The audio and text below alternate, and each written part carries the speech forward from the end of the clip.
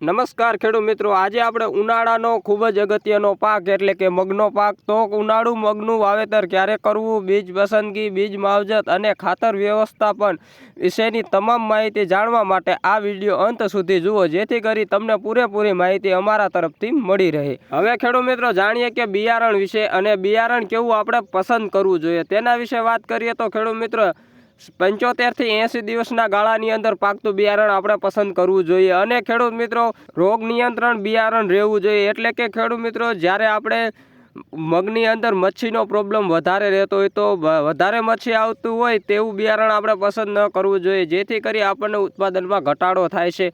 એટલા માટે ખેડૂત મિત્રો આપણી પાસે એક બિયારણ છે, તેનું નામ છે ઇન્દ્ર રાજી 4+ કરીને, જે રિસર્ચ કરીને મગ છે. અને ખેડૂત મિત્રો તે 1 નંબર બિયારણ છે, તે રોગ સામે ટકી રહે છે. અને ખેડૂત મિત્રો તે 75 થી 80 દિવસના ગાળાની અંદર પાકતું રહે છે. પછી ઉત્પાદનમાં પણ બેસ્ટ બિયારણ છે.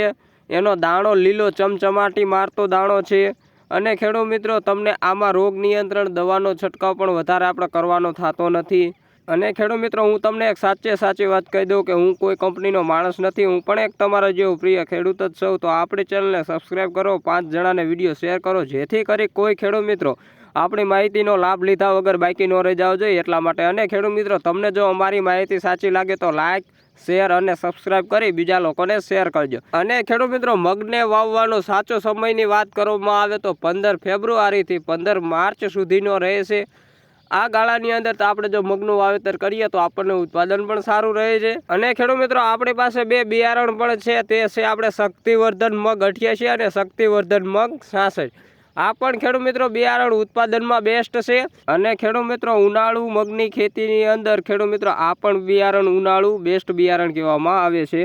તો ખેડૂત મિત્રો તમને જો અમારી માહિતી સાચી લાગે તો લાઈક, શેર અને સબસ્ક્રાઈબ કરી બીજા લોકોને શેર કરજો, જેથી કરી કોઈ ખેડૂત મિત્રો આપણી માહિતીનો લાભ લીધા વગર બાકી ન રહી જાવ જોઈએ એટલા માટે. તો હવે મળીશું આપણે નવો વિડીયો સાથે. ત્યાં સુધી જય હિન્દ, જય ભારત અને જય કિસાન ખેડૂત મિત્રો.